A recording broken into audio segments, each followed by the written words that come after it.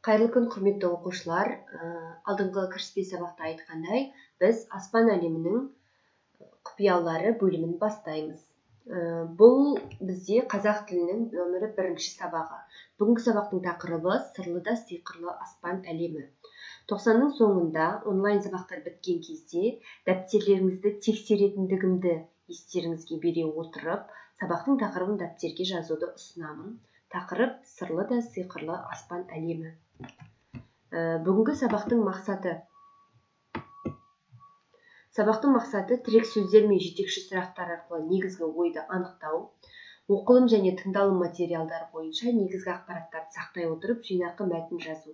Яғни бүгінгі сабақта біз негізгі тақырып осы жұлдыздарға қатысты, аспан әлеміне қатысты мәтіндер өтеміз. Сол мәтіннің ішінен негізгі жетекші ойды анықтаймыз және оқу материалы сол мәтіндегі негізгі ақпарат сақтай отырып жинақы бір мәтін жазамыз. Алдымен зерттеу сұрақтарына ауызша жауап береміз. Қазір мен сіздерге осы 4 сұрақты қоямын. Осы 4 сұраққа жауапты алдын ала, алдыңғы сабақтағыдай дайындалып отырасыздар. Ауызша дайындалып отырасыздар. Zoom кезінде сол сұрақтардың жауабын бірге талдайтын боламыз. Түсінікті ғой? Бірінші сұрақ: аспан әлемі сені қызықтыра ма? Яғни сізге астрономия қызық па, жұлдыздар қызық па, мысалы жұлдыз жорамалдар қызық па, аспанда не болып жатқаны, жаңағы планеталардың арасындағы байланыс, сол нәрсе қызықты ма, қызықты емес пе? Екінші сұрақ: аспандағы қай жұлдыздың атын білесің? Олар неге солай аталады? Яғни біз білеміз, бұрынғы жаңағы бабаларымыздан қалған наным сенімдер бар, иә? Мысалы есек қырған, шолпан, Венера деген сияқты сол жұлдыздардың аттары бар ма? Олар не үшін олай аталады? Егер бұл сұрақтың жауабына қиналсаңыздар, ғаламторды көмекке алсаңыздар болады, интернет желісін. Үшінші сұрақ: жұлдыз жорамалға сенесің бе, не үшін? Яғни гороскоп. Төртінші сұрақ: бабаларымыз аспанға қарап ауа райын қалай бақылаған?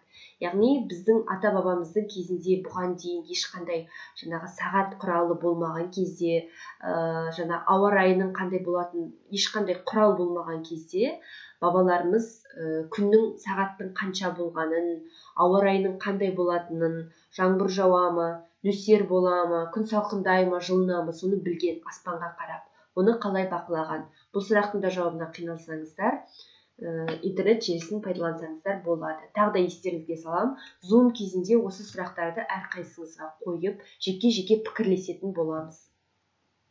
Енді аспан әлемі туралы аздаған.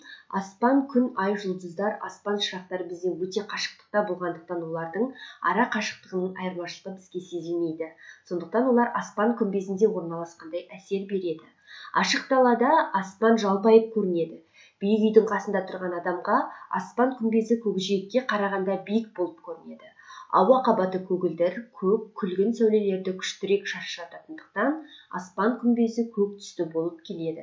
Яғни бұл бізге аспан туралы аздаған мәлімет. Енді бірінші тапсырма. Мен сіздерге мәтін беріп тұрмын, яғни бұл кітапта бар мәтін. Осы мәтінді оқып, ішінен негізгі және қосымша мәліметті тауып дәптерлеріңізге жазасыздар.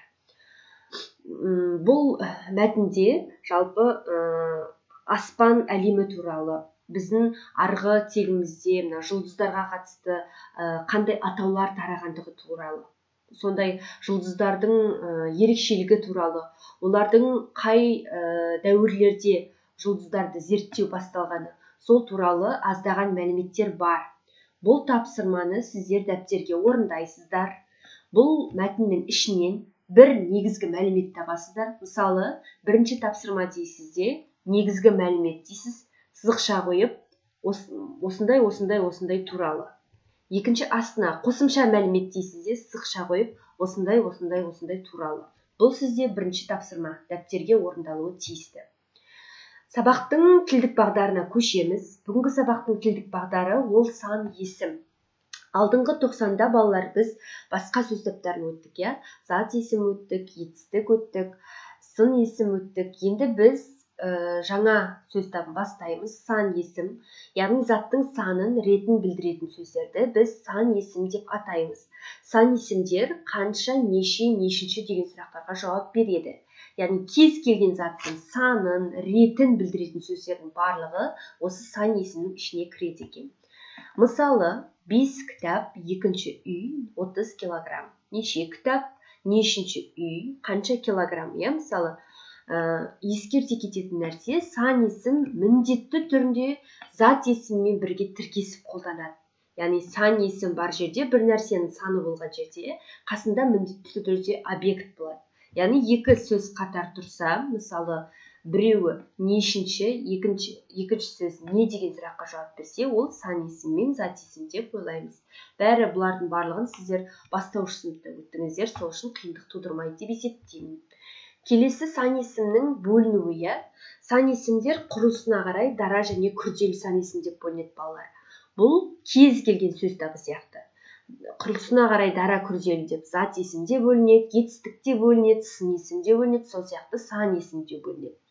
Дара сан есім екіге бөлінеді, негізгі және туынды. Негізгіге мысалы 1, 1000, 100, миллион. Яғни ешқандай жалғау қосылмайды, жұрнақ та қосылмайды, жалғау да қосылмайды, тек түбірдің өзі болады. Туынды сан есімге түбірге қасына міндетті түрде бір жалғаулар қосылады, немесе жұрнақтар қосылады. Мысалы, 1000-мыңдап, 2-3-тен, 1000 деген сияқты. Түсінікті, Ал күрделі сан есім, дара сан есім тек қана бір түбірден тұратын болса, мына балалар 1, 1000, 100, миллион деген сияқты бұлардың барлығы бір ғана түбірі болды ғой. Ал күрделі сан есім міндетті түрде 2 немесе одан да көп түбірден құралады, басқа сөз таптары сияқты. Күрделі сан есім тіркескен сан есім, мысалы 15, 2012, яғни тек қана бір түбірмен тоқтап қалмайды. Тіркескен осындай тіркес сан есімдер болады. Ал қосарланған сан есім деген сөз, оның аты айтып тұрғандай, міне қосарланып тұр. 10-10-нан 30-40-тай. Яғни қосарланған сан есімдер міндетті түрде осындай қосарланған сөздер арқылы жасалады екен, қос сөздер сияқты. Құрылысына қарай сан есімдерді бөлуді, құрылысына қарай түсуді тағы да түсінгілеріңіз келсе, кітаптарыңыздың 152 және 153 беттерінде көрсетілген дәл осы сан есімдердің барлығы мысалдарымен бар. Дәптерлеріңізге жаттау үшін түсіріп алуларыңызға болады. Келесі бізде жұлдыздар жайлы қызықты 10 мәліметті беріп отырмын. Бұл мәліметтермен балалар біз жұмыс істейтін теттеріңізді осы мәліметпен естеріңізге салайын. Бірінші, жұлдыздар көлемі үлкен жұлдыздардың өмір сүру ұзақтығы қысқа болады екен. Ең ыстық жұлдыз тапанша жұлдызы, яғни оны ғылымда пистолетная звезда деп атайды екен. Ол күннен 10 миллиард есе жарық. Жұлдыздар сутегі шамамен 4-3 және гелийден тұрады екен, 4-1. Бұл сутегі гелий дегендер химиялық атаулар сіздерге таныс емес болуы мүмкін, бірақ алдағы уақытта олармен танысасыздар. Жасы ұзарған сайын гелий көбейіп, сутегі азаяды. Ең көп таралғаны ол қызыл карликтер деп аталады екен. Олар шамамен 10 триллион жыл өмір сүреді екен. Ойлаңыздаршы балалар, 10 триллион жыл. Бұл мүлде адам өмір сүре алмайтындай ешбір жыл. Ғарыштың ең үлкен жұлдызы күннен 1800 есе үлкен. Күннің қандай алпауыт екенін білесіздер, балалар? Күн бір планета былайша алғанда. Ал жұлдыз, ең үлкен жұлдыз тіпті күннен 1800 есе үлкен емес. Бір емес, екі емес, 1800 есе үлкен. Жұлдыздар бізден өте үлкен қашықтықта орналасқан, жерге ең жақыны Проксима Центавра деп аталады. Бұл бізге ең жақын орналасқан жұлдыз екен. Заманауи ұшақ кемесімен оған 70 000 жылда ғана жетуге болады. Бұл бізге ең жақын орналасқан жұлдызға 70 000 жылда ғана жетуге болады екен. Ал одан басқалары қандай қашықтықта орналасқанын өздерің ойлап көріңдер. Қызыл жұлдыздар ең суық, ал көктері ыстық. Біздің көзімізге балалар жұлдыздардың барлығы бірдей, бір түс болып көрінеді, жерден қараған кезде. Бәрі бірдей аппақ түсті сияқты. Бірақ шын мәнінде жұлдыздардың түстері бар екен, қызыл және көк. Біздің галактикаға жұлдыздардың саны 100 миллиардтан асады, бірақ бізден басқа жүздеген миллиард галактика бар. Сондықтан олардың жалпы саны тіпті шамамен айту өте қиын дейді. Яғни біздің жер шары, басқа планеталар орналасқан біздің галактикамыз. Осы біздің галактикадағы жұлдыздардың саны 100 миллиардтан асады, ал бізден басқа зерттелмеген, әлі білмеген жүздеген миллиард галактика бар. Сондықтан жұлдыздар біз ойлағаннан да өте көп. Жыл сайын біздің галактикамызда 50 жаңа жұлдыз дүниеге келеді екен. Осындай қызықты мәліметтер. Бұл мәліметтердің іштеріңізге ұнағанын дәптерлеріңізге түртіп алуға рұқсат. Келесі осы тапсырма, осы жоғарыдағы жұлдыздар жайлы мәтінді оқып, ішінен сан есімдерді тап. Оларды өтілген жаңа тақырыптағыдай құрамына қарай талдау жаса.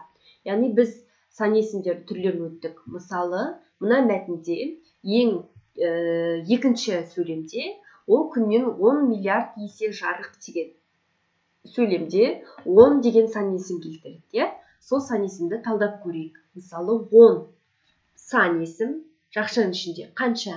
10. Сан есім ішінде қайсысы? Дара. Себебі 10 деген сөзде тек қана бір түбір бар, тек қана бір сөз, бір түбір бар, одан басқа түбір жоқ.